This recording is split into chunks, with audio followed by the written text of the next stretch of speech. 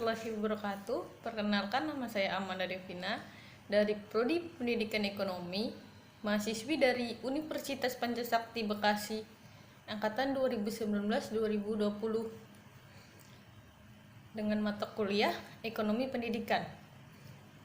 Dengan nama dosen Ibu Nurhayati MPD. Saya akan membahas tentang kebijakan pembiayaan pendidikan. Yang pertama, analisis dan implementasi pembiayaan pendidikan. Yang pertama, analisis pembiayaan pendidikan.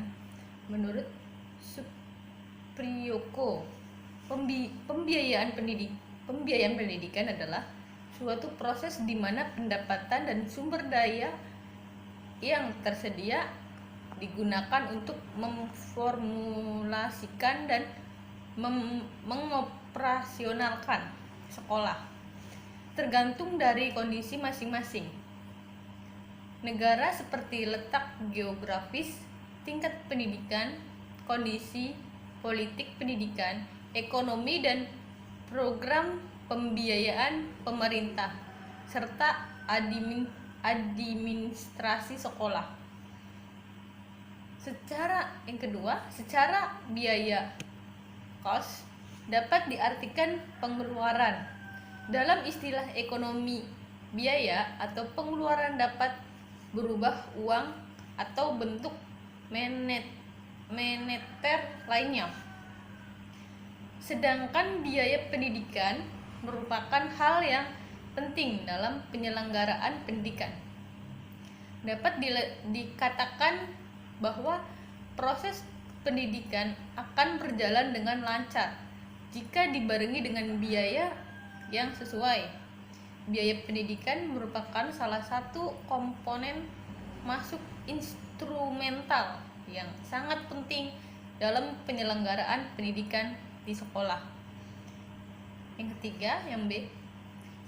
Sedangkan menurut Pusat Pendidikan Balitbang Depdiknas mendefinisikan biaya pendidikan adalah seluruh pengeluaran yang berupa sumber daya, baik berupa barang atau uang, yang ditunjukkan untuk menunjang kegiatan proses pendidikan dan proses pembelajaran.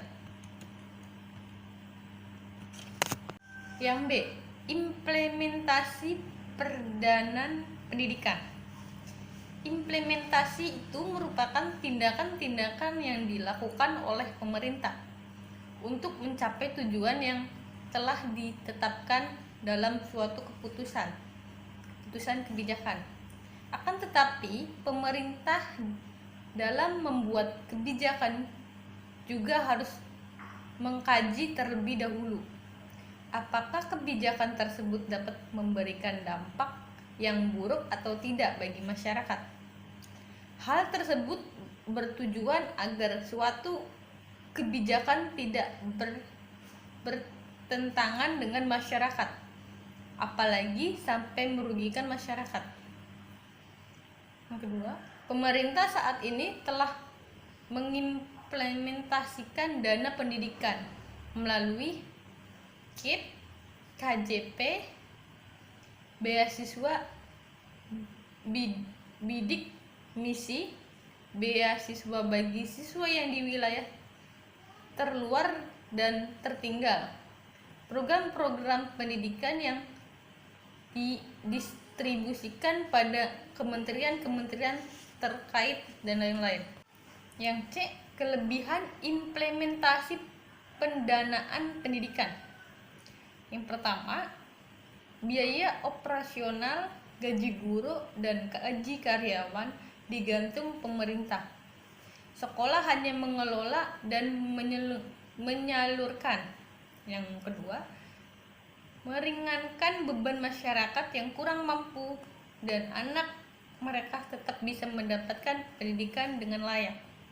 Yang ketiga, memberi penghargaan kepada anak yang berprestasi dalam belajarnya untuk menambah semangatnya.